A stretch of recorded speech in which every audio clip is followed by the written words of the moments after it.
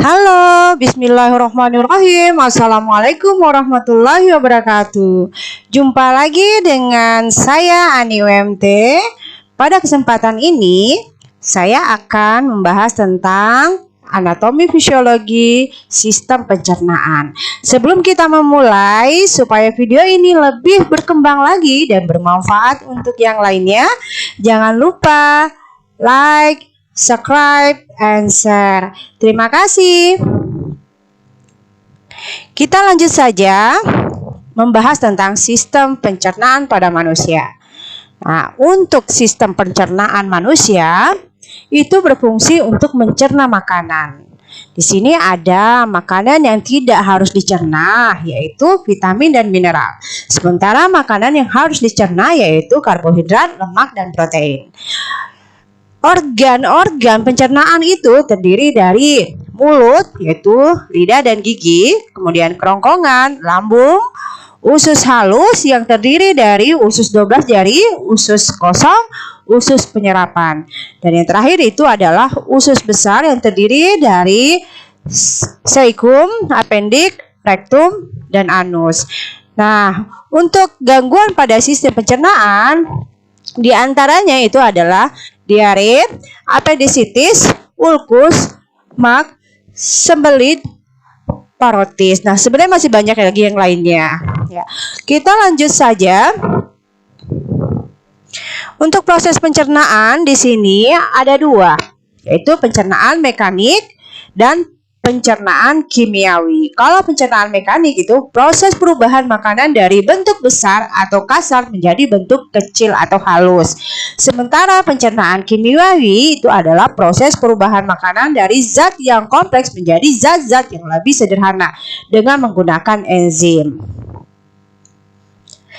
Nah, zat-zat makanan yang dibutuhkan oleh manusia berdasarkan kebutuhan tubuh, zat-zat makanan dibedakan menjadi dua kelompok. Pertama itu zat makanan makro, contohnya karbohidrat, lemak, dan protein. Sementara untuk zat makanan mikro, contohnya vitamin dan mineral. Untuk karbohidrat, zat organik yang mengandung zat karbon, zat hidrogen, dan zat oksigen dalam perbandingan yang berbeda-beda. Karbohidrat berfungsi sebagai sumber energi, yaitu 1 gram karbohidrat sama dengan 4 kalori. Karbohidrat terbagi menjadi beberapa jenis. Pertama, monosakarida, disakarida, dan polisakarida. Untuk lemak berfungsi sumber energi. 1 gram lemak itu perbandingan sama dengan 9 kalori.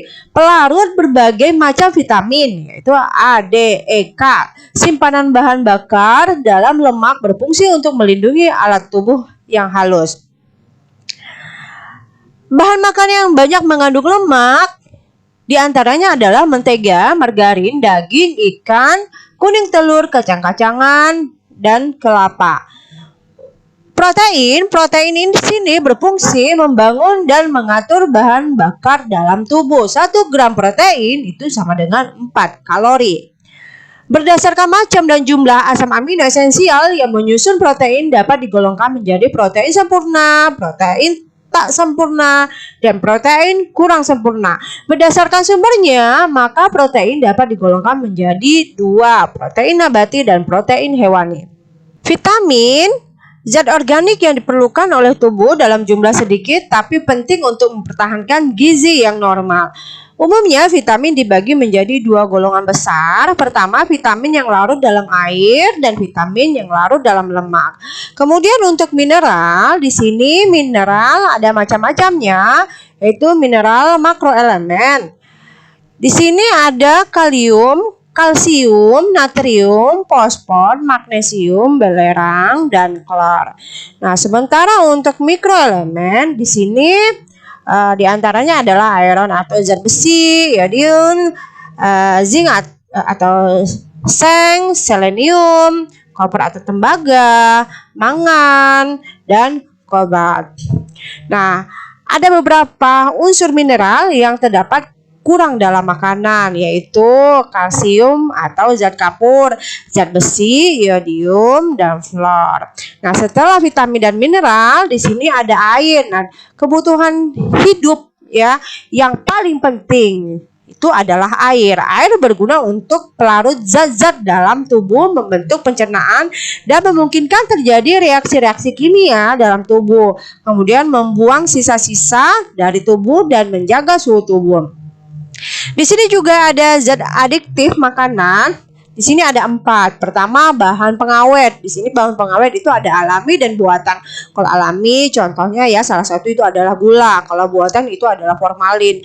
Nah, bahan pewarna yang alami itu kunir, yang buatan itu adalah warna tekstil. Nah, untuk zat penyedap itu yang alami itu adalah kayu manis, sementara yang buatan itu monosakarida glutamat atau MSG. Yang keempat adalah zat perasa. Yang alaminya itu pandan. Yang buatannya itu amil asetat atau pisang. Nah, interesting fact di sini kita lihat ya, kita makan sekitar 500 kilogram makanan setiap tahun. Kita menghasilkan 1,7 liter air liur setiap harinya. Panjang kerongkongan atau esophagus itu adalah sekitar 25 cm. Nah, otot pada kerongkongan akan selalu mendorong makanan ke lambung, sekalipun seseorang berdiri terbalik dengan menggunakan kepalanya. Kebanyakan dari kita membuang antara 200 sampai 2000 mili gas setiap hari yang mengandung nitrogen, oksigen, karbodioksida, hidrogen, dan metana. Around food breaking down factor. Ya, boleh dilihat ya teman-teman. Kemudian sistem pencernaan manusia. Dalam pencernaan manusia terdiri dari 2 proses, yaitu proses mekanik dan proses kimiawi.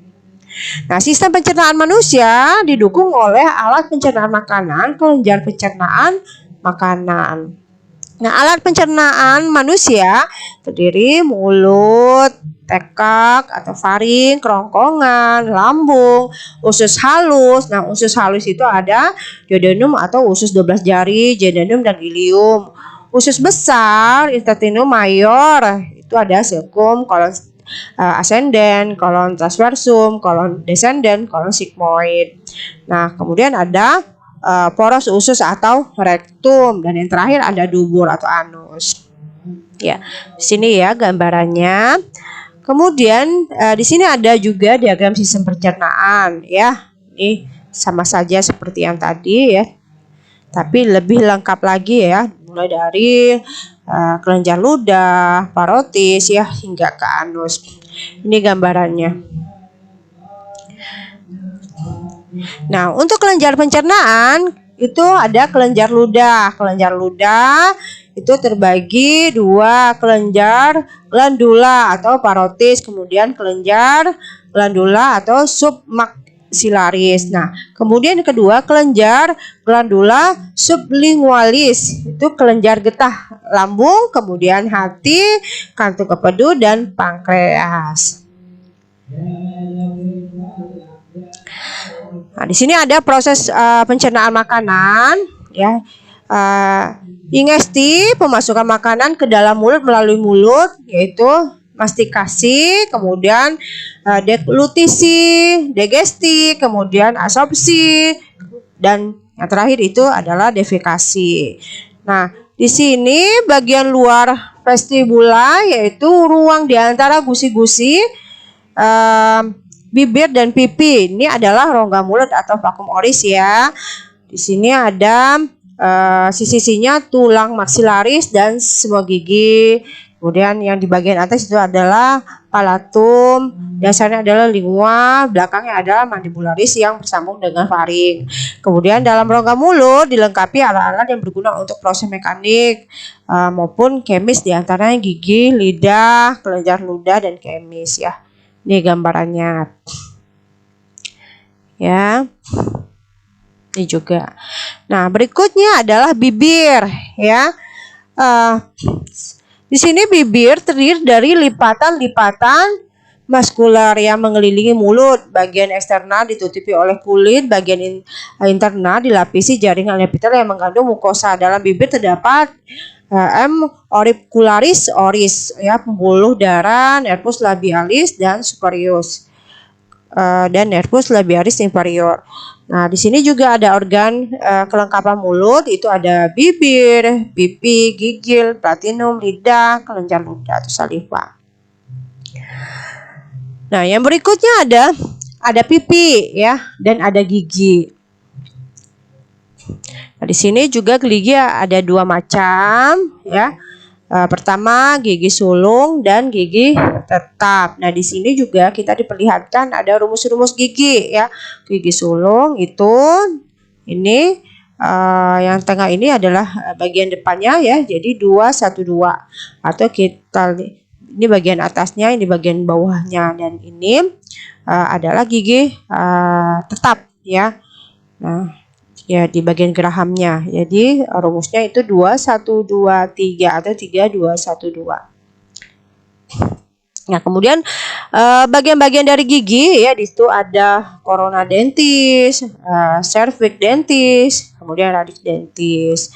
Nah, di sini juga ada fungsi gigi incisivus itu memotong makanan, kemudian memutuskan makanan yang keras, kemudian mengunyah makanan. Nah, ini adalah palatum ya. Ini palatum. Nah, untuk palatum durum atau bagian yang keras ya tersusun oleh tulang keras dibentuk oleh processus platinus, maxillaris dan os palatum. Ini berbentuk lengkung dilapisi oleh lapisan mukosa dan periosteum. Nah, di sini juga ada palatum mole atau lunak ya, terdiri dari jaringan fibrosis dan selaput lendir. Di tengah palatum mole mengandung sebuah processus berbentuk kerucut yang disebut uvula atau anak lidah. Nah, ini gambarannya ya, lidah dan fungsi utamanya itu mendorong makanan ke faring. Ya, fungsi lainnya itu mengaduk makanan, alat pengecap dan rasa makanan.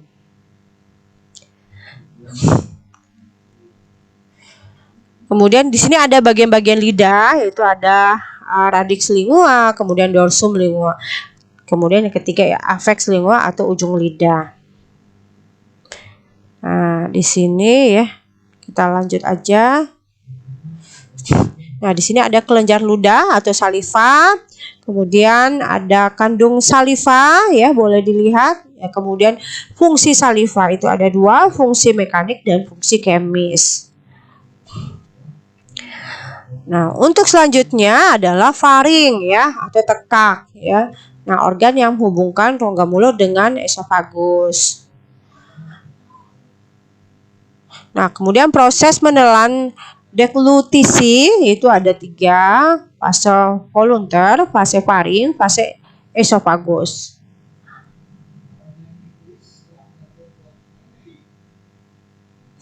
Nah, kemudian faring dibagi menjadi 3 bagian, itu ada nasofaring, osofaring, dan lingofaring.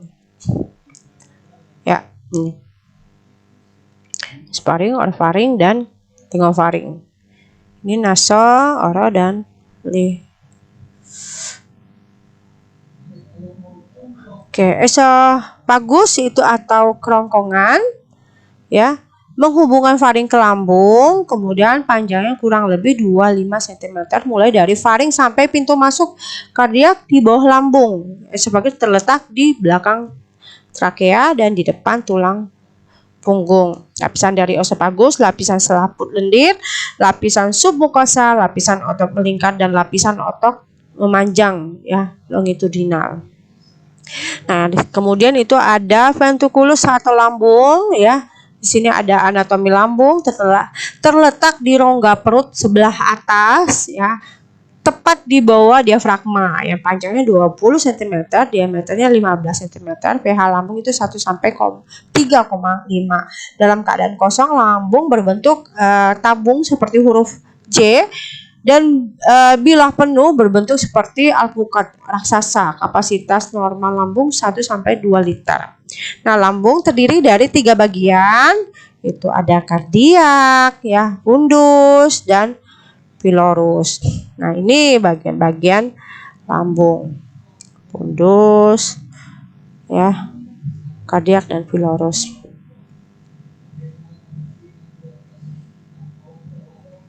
Nah, di sini ada susunan lapisan lambung dari dalam keluar, terdiri dari lapisan selaput lendir, ya, kemudian lapisan otot melingkar, lapisan otot miring, lapisan otot panjang, dan lapisan jaringan ikat atau serosa. Yang berikutnya adalah fisiologinya. Lambung menerima makanan dari kerongkongan. Di dalam lambung terjadi pencernaan secara mekanik dan kimiawi. Fungsi lambung di sini ada dua. Pertama, fungsi motorik. Untuk fungsi motorik di sini fungsi reservoir, kemudian fungsi mencampur, dan yang ketiga adalah fungsi mengosongkan lambung. Nah, untuk fungsi yang kedua adalah fungsi pencernaan dan sekresi. Di sini sintesis dan pelepasan gastrin, hormon yang berfungsi memacu sekresi getah lambung yang mengandung HCl. Ya, kemudian HCl itu fungsi HCl itu ada pH menjadi lebih asam 1-3, membunuh kuman, mengaktifkan pepsinogen menjadi pepsin, merangsang sekresi getah usus. Nah, di sini ada juga pepsin, ya, memecah putih telur menjadi asam amino atau albumin dan pepton. Kemudian renin, ragi yang membekukan susu dan membentuk kasian dari kasinogen. Kemudian berikutnya adalah sekresi faktor intrinsik, ya, memungkinkan absorpsi vitamin B12 dari usus halus bagian distal. Kemudian sekresi mukus sebagai pelindung lambung dan pelumasan makanan agar mudah ditransport. Nah, yang berikutnya adalah intestine minor atau usus halus. Ya, sini usus halus ini adalah bagian dari saluran pencernaan yang terletak di antara lambung dan usus besar. Nah, dinding usus kaya akan pembuluh darah yang mengangkut zat-zat yang diserap ke hati melalui vena porta. Nah, dinding usus melepaskan lendir yang melumasi isi usus dan air yang membantu melarutkan pecahan-pecahan makanan yang dicerna. Kemudian dinding usus juga melepaskan sejumlah kecil enzim yang mencerna protein, gula, dan lemak. Nah, ini gambarannya usus halus, ya. Kemudian, nah, usus halus itu ada duodenum, jejunum, dan ileum. Nah, ini usus halus. Ya, kemudian, ya, lapisan usus halus itu ada lapisan mukosa, lapisan otot melingkar, lapisan otot memanjang, dan lapisan serosa. Nah, sementara usus halus terdiri dari, ya, yang tiga tadi bagian, ya, tiga bagian maksudnya, maaf, usus 12 jari atau duodenum, usus kosong, jejunum, dan usus penyerapan atau ileum. Nah, usus 12 jari atau duodenum itu panjangnya sekitar 25 cm dan diameternya 5 cm. Bagian dari usus halus yang terletak setelah lambung dan menghubungkannya ke usus kosong atau jejunum. Nah, nama duodenum berasal dari bahasa Latin, yaitu duodenum digitorum atau yang mengartikan itu 12 jari. Lambung melepaskan makanan ke dalam usus 12 jari atau duodenum, makanan masuk ke dalam duodenum melalui sphincter pylorus dalam jumlah yang bisa dicerna oleh usus halus. Nah, usus 12 jari ini atau duodenum terdapat dua muara saluran, yaitu dari pankreas dan kantong empedu. Nah, pada bagian kanan duodenum ini terdapat selaput lendir yang membukit disebut papilla vateri. Pada papilla vateri ini bermuara saluran empedu atau ductus choledochus dan saluran pankreas ductus pancreaticus. Nah, empedu disebut empedu ini dibuat dari hati untuk dikeluarkan melalui ductus choledochus, ya, mengemulsikan lemak dengan bantuan lipase. Kemudian pankreas menghasilkan amilase, kemudian tripsin dan lipase. Usus kosong atau jejunum di sini panjangnya sekitar 1 meter sampai 1,5 meter. Diameternya 5 cm. Berasal dari bahasa Latin jejunum yang berarti kosong. Usus kosong atau jejunum ini terkadang sering ditulis jejunum, ya, adalah bagian kedua dari usus halus di antara usus 12 jari atau duodenum dan usus penyerapan atau ileum. Nah, permukaan dalam usus kosong berupa membran mukus dan terdapat jonjot usus ya atau villi yang memperluas permukaan dari usus. Nah, yang berikutnya adalah usus penyerapan atau ileum. Di sini panjangnya sekitar 2 meter sampai 2,5 meter, diameternya 2,5 cm. Bagian terakhir dari usus halus ya, di sini adalah ileum ya, terletak setelah duodenum dan jejunum dan dilanjutkan oleh usus buntu. Kemudian ileum ini memiliki pH antara 7 sampai 8 ya, pH-nya netral atau sedikit basa dan berfungsi menyerap vitamin B12 dan garam-garam empedu. Nah, pencernaan makanan secara kimiawi pada usus halus terjadi pada suasana basah. Prosesnya pertama, makanan yang berasal dari lambung dan dalam keadaan asam akan dinetralkan oleh karbonat dari pankreas. Ya, oleh bikarbonat dari pankreas maksudnya. Kemudian yang kedua, makanan yang kini berada di usus halus kemudian dicerna sesuai kandungan zatnya. Makanan dari kelompok karbonat akan dicerna oleh amilase pankreas menjadi disakarida, kemudian disakarida kemudian diuraikan oleh disakaridase menjadi monosakarida ya, yaitu glukosa hasil pencernaan kemudian diserap usus halus dan diedarkan ke seluruh tubuh oleh peredaran darah. Ya. Yang ketiga, makanan dari kelompok protein setelah di lambung dicerna menjadi pepton, maka pepton akan diuraikan oleh enzim tripsin, kimotripsin dan erepsin menjadi asam amino. Asam amino kemudian diserap usus dan diedarkan ke seluruh tubuh oleh peredaran darah.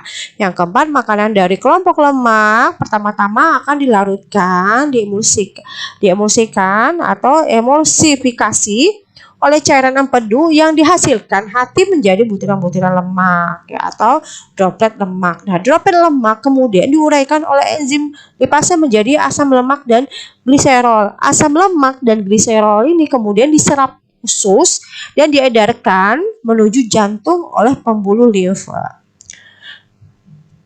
Nah, ini ya gambarannya secara sederhana proses pencernaan secara kimiawi yang terjadi di usus halus ya. Karbohidrat, amilase pankreas, kemudian maltose ya, sukrase, kemudian berubah menjadi glukosa, kemudian lemak ya, lemak itu garam empedu, emulsi lemak, lipase, asam lemak dan gliserol. Dan yang protein ya tripsin ya, berubah jadi tripsin, polipeptida yang lebih kecil, kemudian peptidase dan kemudian menjadi asam amino. Nah, fungsi usus halus di sini yaitu menerima zat-zat makanan yang sudah dicerna untuk diserap melalui kapiler-kapiler darah dan saluran limfa, kemudian menyerap protein dalam bentuk asam amino, dan yang kemudian itu adalah karbohidrat diserap dalam bentuk monosakarida. Nah, dalam usus halus terdapat kelenjar yang menghasilkan getah usus yang menyempurnakan makanan, yaitu ada enterokinase dan eripsin ya. Kalau eripsin itu ada laktase, maltose dan sukrose. Nah, zat-zat yang tidak diserap usus halus selanjutnya akan masuk ke usus besar atau kolon. Nah, di usus besar ini terjadi penyerapan air yang membusukkan sisa-sisa makanan oleh bakteri pembusuk. Nah, pembusukan dilakukan oleh bakteri yang hidup di usus. Akhirnya sisa makanan akan dikeluarkan dalam bentuk kotoran atau feses melalui anus. Nah, di sini ya itu adalah usus besar atau kolon. Ya, usus besar atau kolon ini berbentuk tabung ya, muskular berongga dengan panjang sekitar 1,5 meter atau 5 kaki yang terbentang dari sekum hingga kanalis ani. Diameter usus besar di sini sudah pasti lebih besar daripada usus halus ya atau usus kecil, yaitu sekitar 6,5 cm atau 2,5 inci. Tetapi makin dekat anus diameternya maka akan semakin kecil. Usus besar terdiri dari sekum atau usus buntu, kolon ascendens, kolon transversum, kolon descendens, kolon sigmoid atau berhubungan dengan rektum. Nah, di sini kita bahas satu persatu untuk fungsi kolon ya. Menyerap air selama proses pencernaan, kemudian tempat dihasilkannya vitamin K, membentuk massa feses, kemudian mendorong sisa makanan hasil pencernaan atau feses keluar dari tubuh, mengeluarkan feses dari tubuh, kemudian menjadi defekasi. Ya, ini gambarannya kolon transversum, ya, kolon transvers kolon, ya. Nah, kemudian itu ada cecum atau usus buntu. Cecum itu bahasa Latinnya cecum atau buta. Dalam istilah anatomi adalah suatu kantung yang terhubung pada usus penyerapan serta bagian kolon menanjak dari usus besar. Di bawah cecum ini terdapat appendix ya, vermiformis yang berbentuk seperti cacing sehingga disebut juga umbai cacing. Panjangnya itu kurang lebih 6 cm. Nah, kemudian sudah cecum itu ada appendix ya, yang kita sebut umbai cacing tadi. Nah, appendix merupakan organ yang berbentuk tabung di mana panjang dari organ ini kira-kira 6 ya, tadi yang kurang lebih 6 cm atau 10 cm, kisaran 3 sampai 15 cm, dan organ ini berpangkal di cecum sebagian proksimal dari lumen sempit, sedangkan di bagian distal itu melebar ya. Nah, kemudian persarapan parasimpatis dari appendix berasal dari cabang nervus vagus yang mengikuti arteri mesenterican superior dan arteri appendicularis, sedangkan persarapan simpati berasal dari nervus thoracalis X ya, nervus thoracalis 10, maaf ya. Maka dari itu apabila pasien yang menderita appendix ya, nyeri yang dirasakan pasien itu bermula di sekitar umbilikus. Untuk peredaran darah, appendix berasal dari arteri appendicularis yang merupakan arteri tanpa kolateral. Nah, appendix dapat menghasilkan lendir sekitar 1-2 mili per hari. Lendir tersebut normalnya dihantarkan ke dalam lumen dan selanjutnya akan mengalir ke dalam cecum atau IgA, imunoglobulin A, yang sangat efektif dalam perlindungan terhadap infeksi, ditemukan juga di appendix. Namun seandainya pengangkatan appendix dilakukan, sistem imun tubuh tidak terpengaruh. Hal ini dikarenakan jumlah jaringan limfa di organ ini kecil sekali jika dibandingkan dengan jumlahnya di saluran cerna. Ini gambaran appendix, ini appendix.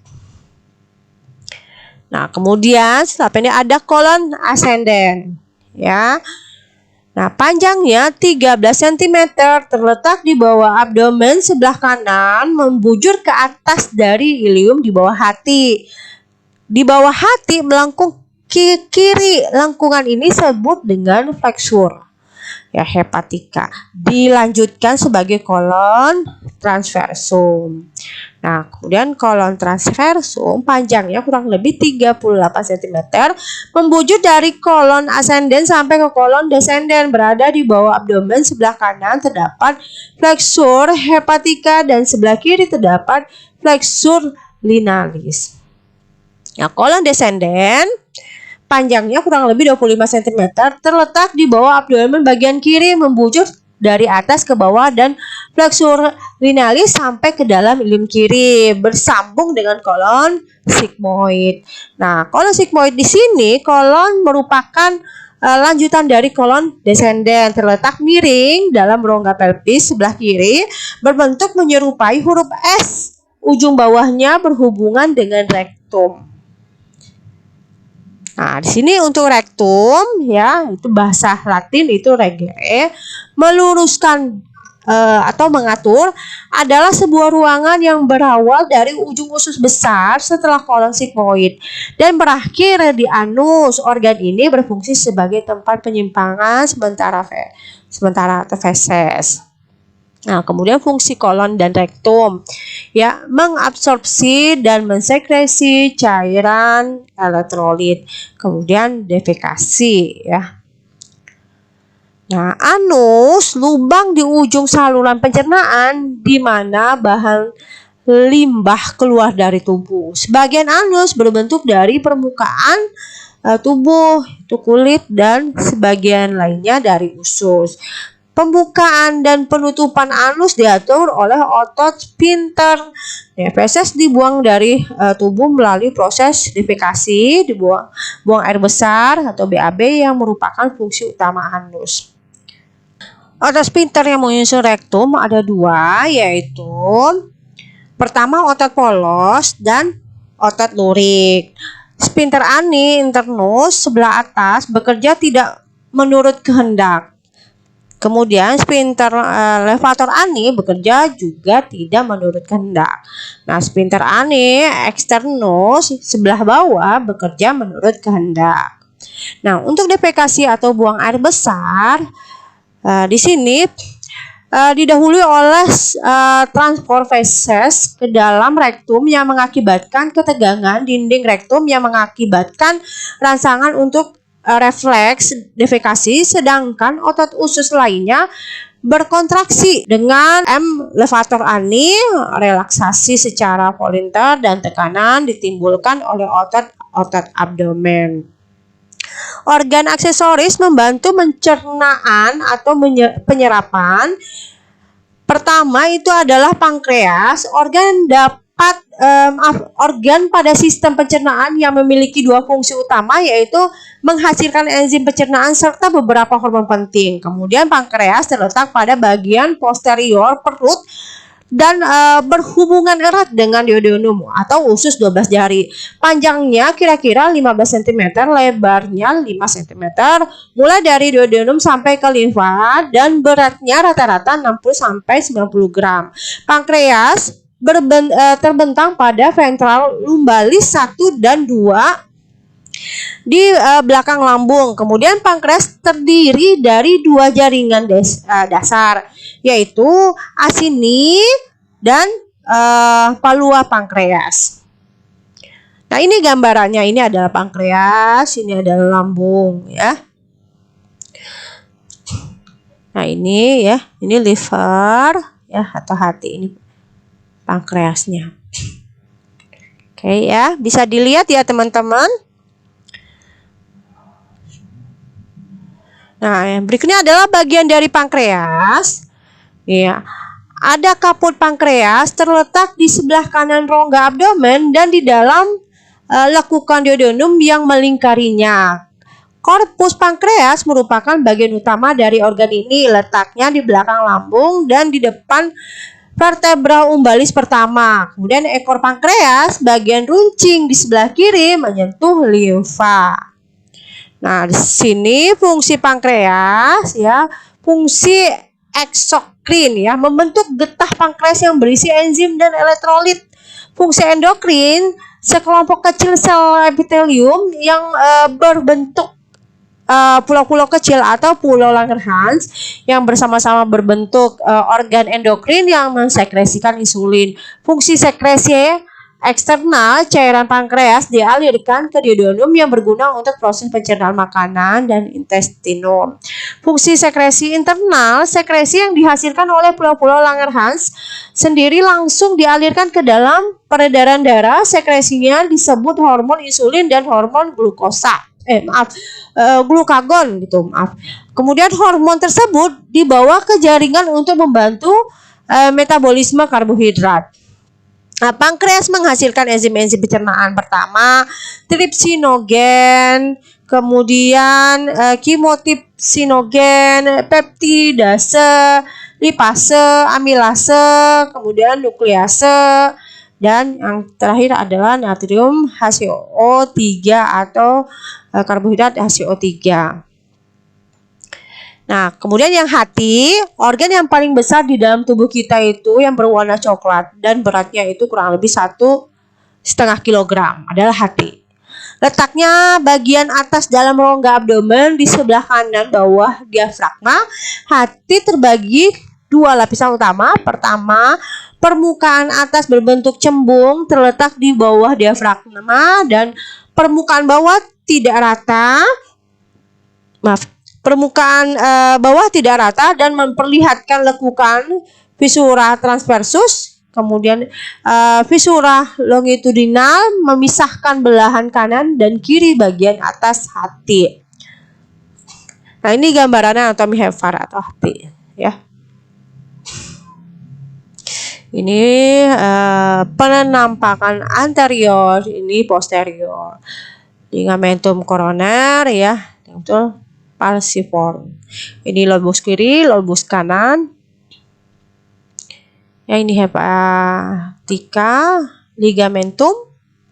Ya, ini ligamentumnya, ligamentum teres, ductus biliaris. Ini adalah empedu. Ini adalah lobus quadratus. Oke, hati dibagi 4 belahan, lobus kanan, lobus kiri, lobus quadrata, dan lobus quadratus. Setiap lobus memiliki saluran untuk mengangkut cairan empedu, yaitu ductus hepaticus. Organ ini memainkan peran penting dalam metabolisme dan memiliki beberapa fungsi dalam tubuh, termasuk penyimpangan glikogen, sintesis protein plasma, dan penetral obat. Nah, dia juga memproduksi bile yang penting dalam pencernaan. Nah, ini anatomi hepar ya. Zat-zat gizi dari makanan diserap ke dalam dinding usus yang kaya akan pembuluh darah yang kecil-kecil, kapiler. Kapiler ini mengalirkan darah ke dalam vena yang bergabung dengan vena yang lebih besar dan pada akhirnya masuk ke dalam hati sebagai vena porta. Nah, hepar mempunyai dua jenis peredaran darah, yaitu arteri hepatika dan vena porta. Nah, untuk fungsi hepar mengubah zat makanan yang diabsorpsi dari usus dan yang disimpan di suatu tempat dalam tubuh dikeluarkan sesuai dengan pemakaian dalam jaringan, mengubah zat buangan dan bahan racun untuk disekresikan dalam empedu dan urin, menghasilkan enzim glikogen, glukosa menjadi glikogen, sekresi empedu, garam empedu, pembentukan ureum, hati menerima asam amino diubah menjadi ureum, dikeluarkan darah oleh ginjal dalam bentuk urin. Nah, penyimpanan mineral dan vitamin larut lemak. Nah, yang berikutnya adalah kandung empedu, gallbladder.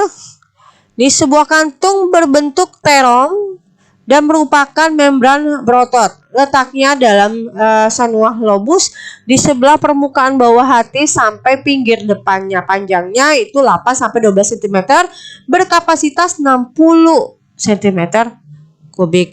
Lapisan empedu terdiri dari lapisan luar serosa atau parieta, lapisan otot bergaris, lapisan dalam mukosa, disebut juga dengan membran mukosa. Bagian-bagian dari kantung empedu itu fundus vesica velea merupakan bagian dari kandung empedu yang paling akhir setelah corpus vesica velea. Kemudian fundus vesica velea, leher kandung kemih, ductus cysticus, kemudian ductus hepaticus dan ductus coledoctus. Nah, yang berikutnya adalah getah empedus. Ini suatu cairan yang disekresi setiap hari oleh sel hati yang dihasilkan setiap hari 500 sampai 1000 cc. Sekresinya berjalan terus-menerus, jumlah produksi meningkat sewaktu mencerna lemak. Ini ya gambarannya. Nah, baik, untuk sistem pencernaan, anatomi sistem pencernaan sudah kita bahas ya. Ini sebagai review saja ya. Semoga bermanfaat buat teman-teman. Lebih dan kurangnya saya mohon maaf. Sebelum saya akhiri, jangan lupa like, subscribe, and share. Terima kasih, sampai jumpa di lain kesempatan. Wassalamualaikum warahmatullahi wabarakatuh.